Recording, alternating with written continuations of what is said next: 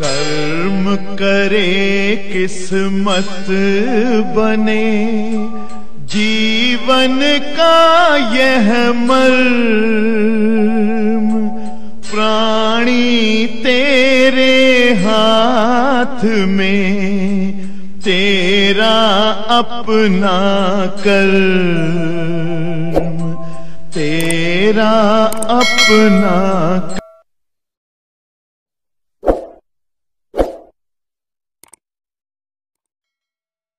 प्यारे बच्चों, एक चैप्टर आपको समझाने जा रहा हूं, थोड़ा ध्यान से सुनिएगा, ध्यान से समझिएगा। हमारे बीच सुचित्रा जी भी आई हुई है, ध्यान से सुनिएगा। गैसों का अणुगति सिद्धांत।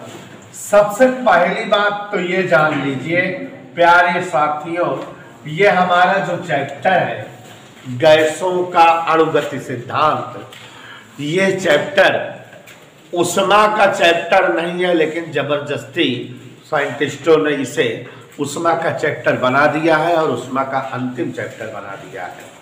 ठीक है, तो इसी के खत्म होने के उपरांत हम लोग तरंग की ओर अग्रसर होंगे, लेकिन थोड़ा सा इसको समझिए।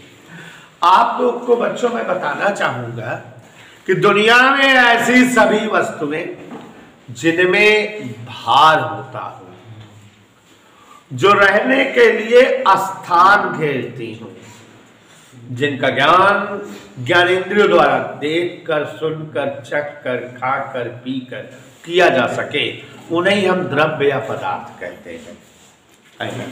छोटी कक्षाओं में आप द्रव्य या पदार्थ के बारे में आप पढ़ते हो तो ऐसे ही पढ़ते हो कि ऐसी समस्त वस्तुएं जिनमें भार होता हो, जिनका ज्ञान ज्ञानेंद्रियों द्वारा किया जा सके, जो रहने के लिए स्थान घेरती हो, वही द्रव्य या पदार्थ, सबस्टेंस या मैटर कहलाती है। All the things having wait and which occupy place for living, which are known by senses, known as substance or matter, द्रव्य या पदार्थ कहलाती हैं।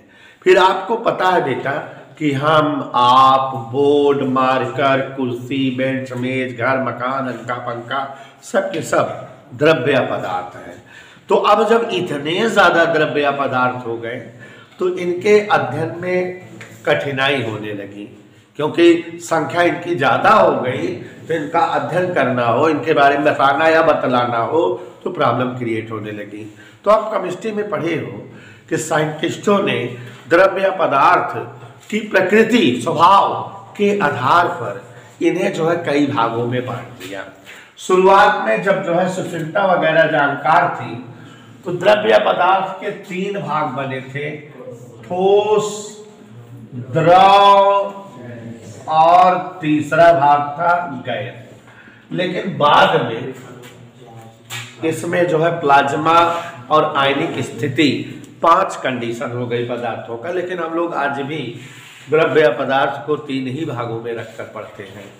और याद करिए, शॉर्टकट में ठोस किसे कहते हैं इसे आपको समझाया गया होगा कि ऐसे सभी पदार्थ जिनके अणु बहुत पास पास हो, जिनके अणुओं के बीच की अंतरा परमाणु दूरी कम हो, अणुओं के बीच का जो बल हो बहुत ज्यादा हो, जो जिनका आकार और आयतन दोनों निश्चित हो, जिन्हें जो है आसानी से तोड़ा ना जा सके, जो किसी भी दिशा में बहते ना हो, जिनमें जो है गलनांक क्वथनांक हो, वही चीज क्या कहलाते हैं? ठोस।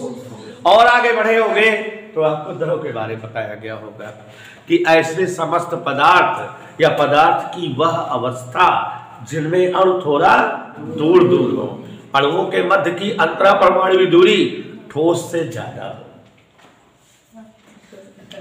अणुओं के मध्य का अंतरा परमाणु बल ठोस से कम हो, जिनका आकार अनिश्चित हो, जिस बर्तन में धरे जाए उसी का आकार गाढ़ कर ले, जो ऊपर से नीचे की ओर बहते हो, इन्हें हम द्रव कहे ना। जैसे तेल, दूध, जल, ये सब चीजें क्या हो? द्रव। द्रव नॉट द्रव्य, द्रव्य मतलब सब द्रव। और तीसरी चीज जो है गैस। यहाँ बच्चों चूंकि पाठ का नाम ही है पदार्थों का अणुगति सिद्धांत, तो आप समझ रहे हो गैस के बारे में हम बढ़िया जो है अच्छी अच्छी जानकारी आपको यहाँ डीपली देंगे। हमारे बीच सुषमा जी हुई है, तो सुषमा जी सबसे पहली बात है कि गैस के अणु बहुत सूक्ष्म होते हैं, मेरी छोटांका। तो गैस के अणु ध्यान से सुनिएगा सभी लोग, अणु जो है बहुत सूक्ष्म होते हैं। इधर क्लियर बेटा, याद हो गया कि नहीं? जो अणुओं के बीच की दूरी है इंटर मॉलिक्यूलर डिस्टेंस, अंतरा परमाणु दूरी, ठोस और द्रव दोनों से अधिक होती है, ज्यादा माने अधिक। R0 का मतलब अणुओं के मध्य की अंतरा परमाणु दूरी, अणुओं के बीच की गैपिंग, अंदर वाली गैपिंग।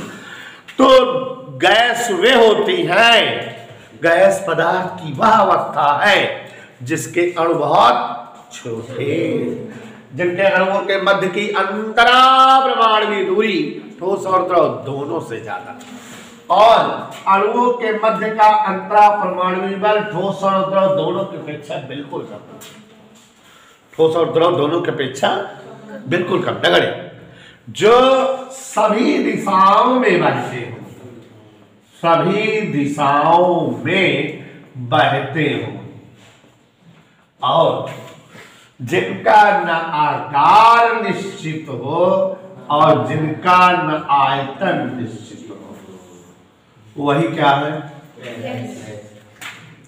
एक बार फिर से हो जाए, एक बार फिर से हो जाए। ऐसे समस्त पदार्थ जिनके अणु छोटे हो, अणुओं के मध्य की अंतर परमाणु दूरी मेरी ज्यादा हो, अणु के मध्य का अंतर परमाणु बल ठोस और द्रव से कम नगण्य होता ही ना हो, और जो सभी दिशाओं में बहने की गुण रखते हो, और जिनमें आकार की निश्चितता ना हो, आयतन भी निश्चित ना हो, वही गैस है। और भी कुछ बातें बताई गई कि गैस के निश्चित द्रव्यमान का आयतन उस पर आरोपित दाब के व्युत्क्रम अनुपाती होता है, माने गैसे बायल के नियम का पालन करती है। शॉर्टकट में नहीं मानोगे, गैसे बायल के नियम का पालन करती है, और गैसों के निश्चित द्रव्यमान का आयतन उसके परम ताप के समानुपाती होता है, जैसे चार्ल्स के नियम का पालन करती है। शॉर्टकट में ऐसे बोल देंगे ना, और गैसों पर आरोपित दाब परम ताप के समानुपाती होता है, माने गैसें दाब के नियम का पालन करती हैं। गैसों में वर्गमाध्य मूल वेग होता है। क्या होता है? गैसों का वर्गमाध्य मूल वेग उनके परम ताप के समानुपाती और उसके अणुभार के व्युत्क्रम अनुपाती होता है। इतनी बातें याद हो गई कि नहीं? हमसे कहो एक बार और, कहो एक बार। गैसे पदार्थ की वह अवस्था है जिनमें अणु बहुत छोटे छोटे सूक्ष्म होते हैं, अणुओं के मध्य की अंतरा परमाणु दूरी बहुत ज्यादा ठोस और द्रव दोनों की अपेक्षा ज्यादा होती है, जिनके अणुओं के बीच अंतरा परमाणु बल बीच में लगने वाला बल बेरी कम, बहुत नगण्य होता ही नहीं है, और जिनका न आकार निश्चित हो न जिनका आयतन निश्चित हो, जो सभी दिशाओं में बहने का गुण रखते हैं, वही हमारी गैस है। गैसें बायल के नियम का पालन करती हैं, गैसें चार्ल्स के नियम का पालन करती हैं, गैसें दाब के नियम का पालन करती हैं। गैसों में वर्गमाध्य मूल वेग होता है, और वर्गमाध्य मूल वेग गैसों के ताप के समानुपाती और अणुभार के एनी डाउट बेटा? और आपको हमें बताते हुए बड़ी प्रसन्नता हो रही है कि मैंने आपको गैस के बारे में बता दिया, द्रव के बारे में बता दिया, ठोस के बारे में बता दिया, और ये दीर्घ लंतरानीज अर्थात गैसों का अणुगति सिद्धांत क्या कहलाती है ये बेटा? माने दीर्घ लंतरानीज, ये जो बोले अभी, इसे ही हम गैसों का अणुगति सिद्धांत कहते हैं। बात समझ जाएगी नहीं? बोलो हाँ समझ गया। तो ये गैसों का क्या है बेटा? अणुगति सिद्धांत। ये जो है गैस की कहानी है, अणुगति सिद्धांत के आधार पे गैस की प्रॉपर्टी है। अब आपको बताना चाहेंगे कि हमारी फिजिक्स और केमिस्ट्री में गैसें जो है दुनिया में दो प्रकार की पढ़ी जाती है या मानी जाती है। तो गैसें कै प्रकार की पढ़ी जाती है या मानी जाती है? दो प्रकार की। तो हाँ ऐसे ही गैस एक है वास्तविक गैस, रियल गैस, इनके बारे में पढ़ते हैं, और दूसरा है आदर्श गैस, इनके बारे में पढ़ते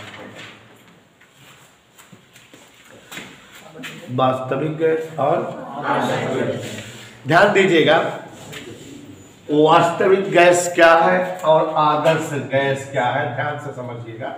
वास्तविक गैस और आदर्श गैस, देखो वास्तविक गैस मतलब जितना भाई लिखे रहे जिनमें सारा गुण हो।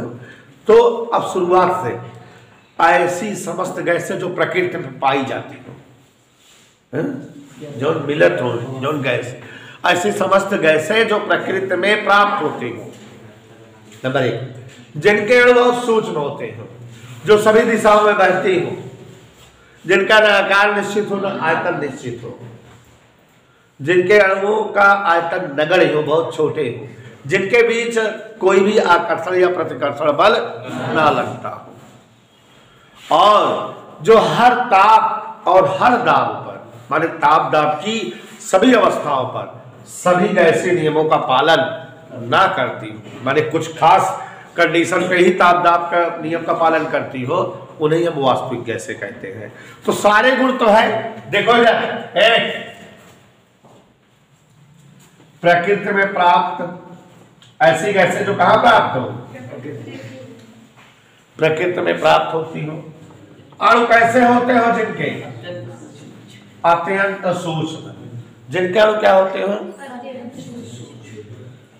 अणुओं के बीच कोई बल न लगे,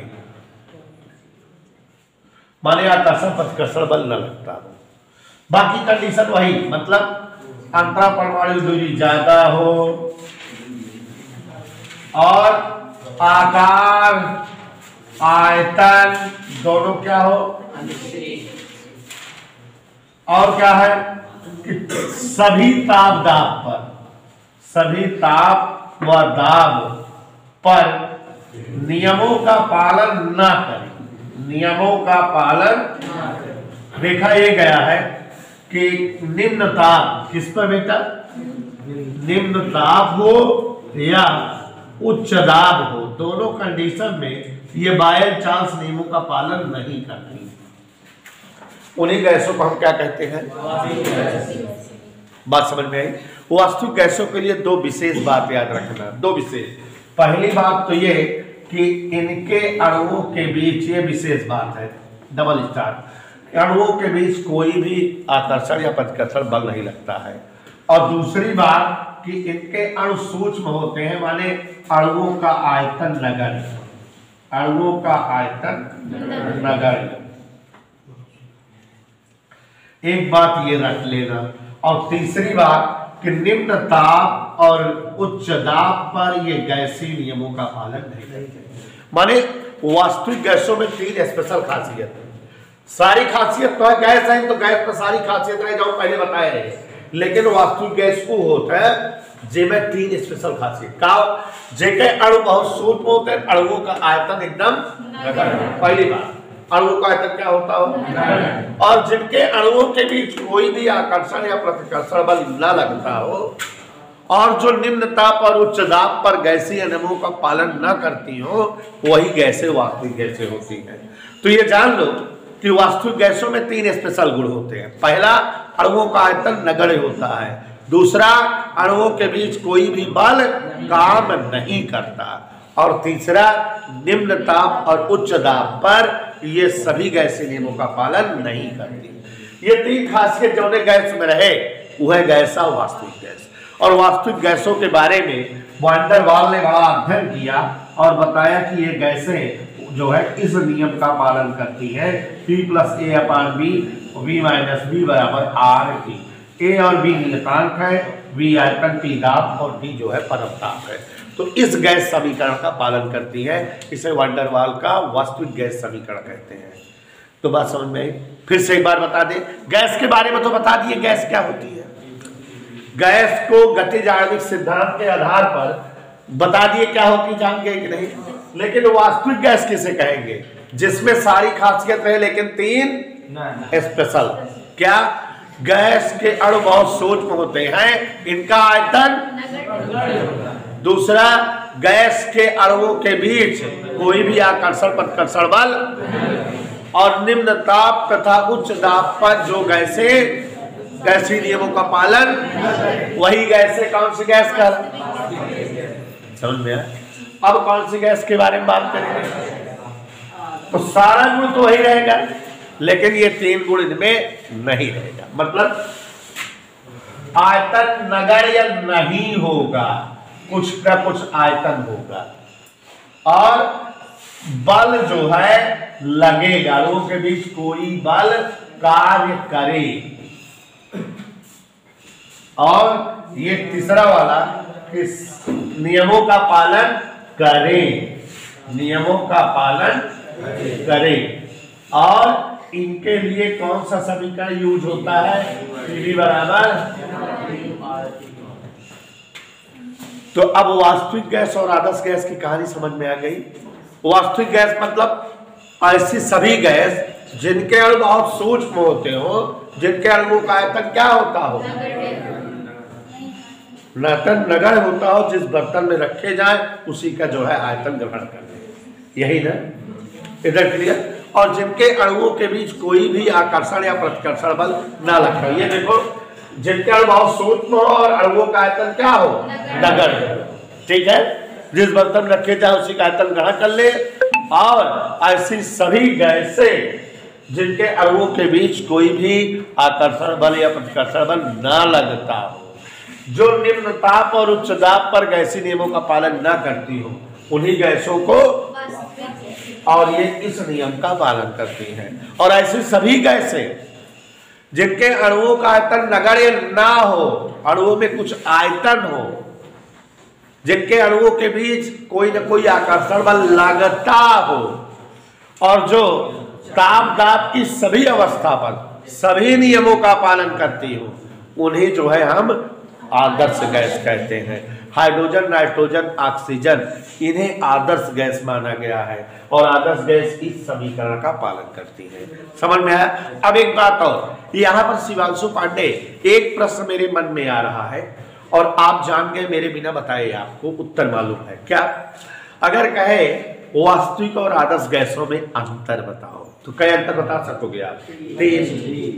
पहला कि आदर्श गैस के अणुओं का आयतन नगण्य नहीं होता, और वास्तविक गैस के अणुओं का आयतन नगण्य होता है। आदर्श गैस के अणुओं के बीच कोई न कोई आकर्षण बल कार्य करता है, वास्तविक गैसों के बीच कोई भी आकर्षण बल कार्य नहीं करता है। वास्तविक गैसें निम्न ताप और उच्च दाब पर गैसीय नियमों को नहीं फॉलो करती। आदर्श गैस सभी ताप और सभी दाब पर, ताप दाब की सभी अवस्थाओं पर सारे नियमों का बात समझ में आई बेटा? इज दैट क्लियर है? दो बात। तो ये इतना बच्चों समझ में सबको आ गया, कहीं कोई असुविधा नहीं हुई। तो मिटा दें ये सब चीजें। तो वास्तविक गैस और आदर्श गैस में पांडे शिवांशु अंतर समझ में आ गया। अब पांडे शिवांशु यहाँ आगे ध्यान दो। देखो बेटा सभी लोग, यद्यपि पीछे कहीं किसी लेसन में हमने गैसीय नियमों को पढ़ाया है, लेकिन यहाँ भी मैं गैसीय नियमों को बता रहा हूँ। ठीक है, ध्यान। बायल का नियम, साइंटिस्ट बायल ने जो नियम दिया गैसों के संदर्भ में, वो यहाँ पर हम बता रहे हैं, पीछे भी किसी पाठ में पढ़ाए थे। ध्यान दो, किसी गैस के निश्चित द्रव्यमान का आयतन, मिस्टर बायल ने बताया कि किसी गैस के निश्चित द्रव्यमान का आयतन अगर ताप स्थिर हो तो वो उस पर आरोपित दाब कि क्या होता है, समानुपाती होता है, व्युत्क्रमानुपाती होता है। याद रहे, नहीं तो चल मैं नहीं तो सुनत रहा। तो यहां ध्यान से देखो जरा, स्थिर ताप पर ध्यान दो, स्थिर गैसों के निश्चित द्रव्यमान का आयतन उस पर आरोपित दाब के व्युत्क्रम। ज्यादा दाब लगाओ तो आयतन सिकुड़ के कम हो जाए, और कम दाब लगाओ तो आयतन ज्यादा। स्थिर ताप पर गैसों के निश्चित द्रव्यमान का आयतन उस पर आरोपित दाब के व्युत्क्रमानुपाती होता है। V proportional 1/P। दाब बढ़ाने पर आयतन घटता है, दाब कम करने पर आयतन। वी समानुपाती 1/P माने V बराबर K/T। परीक्षा हुआ कहे PV बराबर K। कुछ लोग इसको भी बायल का नियम कहते हैं। कैसे बोलेंगे हमसे पूछो। स्थिर ताप पर गैसों के निश्चित द्रव्यमान का आयतन और उस पर आरोपित दाब का गुणनफल कांस्टेंट होता है। इधर क्लियर, PV बराबर K। समझ आया बेटा। और अगर दाब P1 पर आयतन V1 और दाब P2 पर आयतन V2 हो तो P1 V1 बराबर P2। ये किसका सूत्र है बोलो, बायल के। उसके बाद बच्चों एक नियम बताए हैं, चार्ल्स का नियम। अब की बार दाब स्थिर किया जाता है तो स्थिर दाब पर गैसों के निश्चित द्रव्यमान का आयतन उस पर आरोपित ताप के समानुपाती, अपरम ताप के समानुपाती। ऐसा कब, जब जो है दाब तो V प्रोपोर्शनल T, तो V बराबर KT माने B/T बराबर K। इसको भी चार्ल्स का नियम बोलते हैं कि स्थिर दाब पर गैसों के निश्चित द्रव्यमान का आयतन और उस पर आरोपित परम ताप का अनुपात कांस्टेंट होता है, नियत होता है। V/T बराबर K होता है। इधर क्लियर। और अगर V1 आयतन ताप T1 पर हो, V2 आयतन ताप T2 पर हो तो V1/T1 बराबर V2/T2। नहीं समझ में आया? अच्छा बोल दो। तो ये आप दोनों लोग समझ गए बायल का नियम क्या है। और मैंने पढ़ा दिया बायल का नियम है, मैंने पढ़ा दिया चार्ल्स का नियम। अच्छा, ये एक समीकरण हो गया और ये दूसरा। गौर फरमाइएगा, V समानुपाती 1/P, V समानुपाती T, दोनों इकट्ठा कर। अरे बोली माई, दोनों इकट्ठा कर तुम। V समानुपाती T है और व्युत्क्रमानुपाती P है, तो V समानुपाती चिन्ह हटावा जाए तो बराबर और R। या देखा T/T, तिरछा गुणा करेगा PV बराबर T। ये जो है किसी भी गैस के लिए, आदर्श गैस के लिए गैस समीकरण है। तो आपने PV बराबर RT आदर्श गैस का समीकरण भी पढ़ लिया कि नहीं। PV बराबर RT, तो ये आदर्श गैस का समीकरण हमारी अंजलि जी पढ़ ली है। ध्यान दीजिएगा कि PV बराबर क्या पढ़ लिया आपने। आपने देखा कि मैंने आपको गैसों का अणुगति सिद्धांत पढ़ाया, वास्तविक गैस पढ़ाया, आदर्श गैस पढ़ाया, दोनों में अंतर पढ़ा दिया, सारे नियम पढ़ा दिए। देखा ना आपने, देखा ना। तो अब यहाँ पर ऐसे आगे ही देखते रहिए। ध्यान दीजिए, अगर PV बराबर RT ये गैस समीकरण है गैस के 1 मोल के लिए, और अगर कोई गैस में म्यू मोल हो तो PV बराबर क्या सूत्र बन जाएगा, पक्का। अच्छा, तो अब यहाँ पर देखिए, अगर हम आपसे कहें कि ये R बेचारा क्या है, PV/μT। ये R बेचारा हमारा है PV/μT। हे भाई, R बराबर PV/, R माने गैस नियतांक। अब इस R का मात्रक जानेंगे हम लोग, सभी लोग ध्यान देंगे।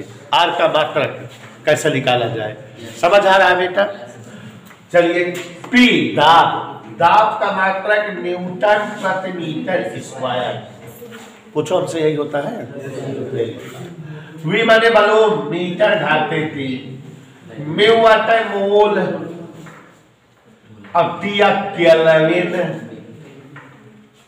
देखा था मीटर घाते 3 से घाते 2 हट गया, न्यूटन मीटर बटे मोल केल्विन। न्यूटन मीटर के जूल कहा जाता है, जूल प्रति मोल केल्विन। इकावा गैस देता है कि मात्रा का ज्ञान मानत जावे कि ना का। और आगे देखा बेइज्जती है, विभीषण सूत्र क्या, विभीषण सूत्र ऊपर दाब है, दाब का विभीषण सूत्र ml-1 t-2 आयतन का L3 म्यू गिनती या टी थीटा या देखा है m1 3 में से 1 गए 2 t-2 थीटा -1। ये क्या आ गया, ऐसे बात नहीं करते हैं। आपको आज एक बचपन की बात बता रहे हैं, बता दें बचपन वाली बात। मानक ताप एक बोले ना, मानक दाब, मानक आयतन। एक साइंटिस्ट थे, अंजलिक भैया थे, आवगाद्रो, उन्होंने बताया कि मानक ताप दाब पर किसी गैस के 1 मोल का आयतन 22.4 लीटर होता है। मानक ताप दाब को केमिस्ट्री में आप एसटीपी पढ़ते हो, STP NTP, standard temperature and pressure, ऐसे बोल के दिखाओ। तो स्टैंडर्ड टेम्परेचर एंड प्रेशर, मानक ताप, मानक दाब और आयतन। दुनिया की कोई गैस हो, चाहे क्लोरीनिया हो चाहे ऑक्सीजन हो, दुनिया की सभी गैस का मानक ताप दाब पर 1 मोल का आयतन कितना होता है? नहीं मानोगी मेरी बात? आज से जान लो मानक ताप क्या है, आज से जान लो। मानक ताप मतलब 273 केल्विन। अगर कहीं सवाल में कहे मानक ताप तो जान ले 273 केल्विन कहता है। 273 केल्विन मतलब मानक ताप। और मानक दाब माने एक वायुमंडलीय दाब का मानक दाब कहा जाता है, जेका मतलब 1.013 × 10⁵ न्यूटन पर मीटर स्क्वायर। अब लड़कियों ध्यान दे जब अगर हमसे कहा आर का मान बतावा, अरे मोरी माई क्या बोल देखा के मान सुस्मी आर बराबर का आए बा पीबी अपान पक्का ओह पी दाब क्या दाब कितना होता है 1.013 × 10⁻। बन गए। फिर क्या हुआ है यार देखा 22.4 लीटर का घन मीटर बना दिए। ओके नीचे क्या है म्यू, ये आयतन कितनी गैस क्या है 1 मोल के, तो यहाँ 1 लिख दिए। और टी ताप कितना है समझ आया, सबका मान रख दिए। ध्यान से देखो क्या क्या मान रखे। आर बराबर पीबी अपान म्यूटी है, तो पी का मतलब दाब और हमने मानक दाब स्टैंडर्ड प्रेशर बता दिया कि रट्टा मार लो, केमिस्ट्री बात है। कितना होता है 1.013 × 10⁵ न्यूटन पर मीटर स्क्वायर। और मानक ताप कितना होता है P के मान, V का मान, T का मान 1 मोल। जब when you drink and when you serve करें तो 8.31 जूल प्रति मोल केल्विन ये वैल्यू आ जाएगा। कोई डाउट? तो बच्चों यहाँ आपके सामने R 3 तरह से है। ये R का मात्रक निकाला गया है, ये R का मान निकाला गया है, और ये R का विभीषण सूत्र निकाला गया है। देखो यहाँ विभीषण सूत्र आया है, यहाँ मात्रक आया है और यहाँ मान, और आप भी इसे निकाल सकते हो कैलकुलेट करके। इधर क्लियर बात समझ में आ रही है? तो सभी वर्ग माध्य मूल वेग, बच्चों इसमें नाम सही परिभाषा है। इधर देखो वर्ग माध्य मूल वेग रूट मीन स्क्वायर वेलोसिटी। ऐसे देखो, रूट मीन स्क्वायर वेलोसिटी, इसकी अंग्रेजी है ये, और इसे VRMS, root mean square velocity या बार बी से व्यक्त करते हैं।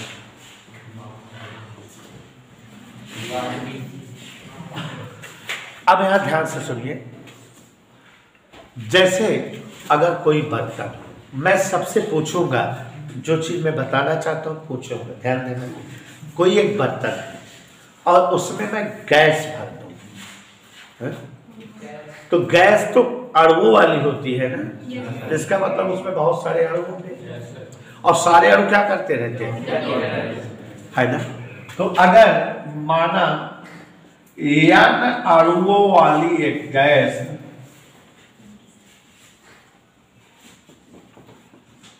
के प्रत्येक अणुओं का वेग, जो बताओ अणुओं का वेग क्या हो सकता है। अणुओं का वेग, एक का वेग मान ले v1 हो, तो दूसरी वेग क्या हो, तीसरी का, चौथी का, पांचवें अणु का और 91वें अणु का। कोई दिक्कत? अभी फिर से बात करो, कोई बर्तन है उसमें क्या भरी है, कई अणुओं वाली है, सारे अणु क्या कर रहे हैं, पहले अणु का वेग, दूसरे अणु का वेग, और ऐसे सारे अणुओं के वेग v1 v2 v3 dot dot dot vn है। इधर क्लियर? अब अगर कहा जाए इस वेग का वर्ग करो, तो अणुओं के वेग का वर्ग पता लग जाएगा ना। देखो, प्रत्येक, ऐसे ध्यान दो, इधर ध्यान से, प्रत्येक अणुओं के वेग का हमने क्या करने कहा आपको, तो वेग का वर्ग क्या होगा, v1 square, v2 square, v3 square, v4 square dot dot, ये सभी अणुओं के वेग का वर्ग है। और अगर कहीं इसका औसत निकालो, माध्य, तो आप बच्चे जैसे इतने सारे लड़के हो, कहा जाए बच्चों का औसत वजन बताओ, तो सारे बच्चों का वजन जोड़कर जय बच्चे हैं उतने से भाग दे दिया जाता है। तो हम अगर यहाँ आपसे कह रहे हैं वेग के वर्ग का माध्य, इधर देखो क्या कह रहे हैं, वेग के वर्ग का प्रत्येक, ध्यान से देखो, अणुओं के वेग के वर्ग का माध्य, प्रत्येक अणुओं के वेग के वर्ग का माध्य। तो माध्य मतलब क्या बताया हम आपको, कि जो वेग का वर्ग है उसे क्या करो, जोड़ दो, और जोड़ने के बाद क्या करो, किससे भाग दे दो, तो ये माध्य आ गया कि नहीं, किसका माध्य आ गया, वेग के वर्ग का माध्य। इसका वर्गमूल निकाल लें। तो अब देखो, प्रत्येक अणुओं के वेग के वर्ग के माध्य का वर्गमूल, नहीं समझे? पहले ये क्या था, वेग का, वेग था या अणुओं का, ये क्या था, वेग का वर्ग, ये क्या है, वेग के वर्ग का, और अब क्या निकालने जा रहे हैं, वेग के वर्ग के माध्य का, और वो हो जाएगा v1 square plus v2 square dot dot dot, जो है ये vn स्क्वायर बटे, और इसी को हम कहते हैं VRMS, या इसी को हम कहते हैं वर्ग। तो अब परिभाषा कैसे बनेगी, देख लो। किसी गैस के, ध्यान सुनना, किसी गैस के अणुओं के वेग के वर्ग के माध्य का वर्गमूल माध्य, वर्ग माध्य मूल वेग कहलाता है। इधर क्लियर? गैस के अणुओं के वेग के वर्ग के माध्य का वर्गमूल वर्ग माध्य मूल मान कहलाता है। फिर देखो, गैस के वेग के वर्ग के माध्य का वर्गमूल वर्ग माध्य मूल मान कहलाता है, VRMS। गैस के अणुओं के वेग के वर्ग के माध्य का वर्गमूल मान वर्गमूल में कहलाता है। इधर क्लियर बेटा, सबको समझ में आया?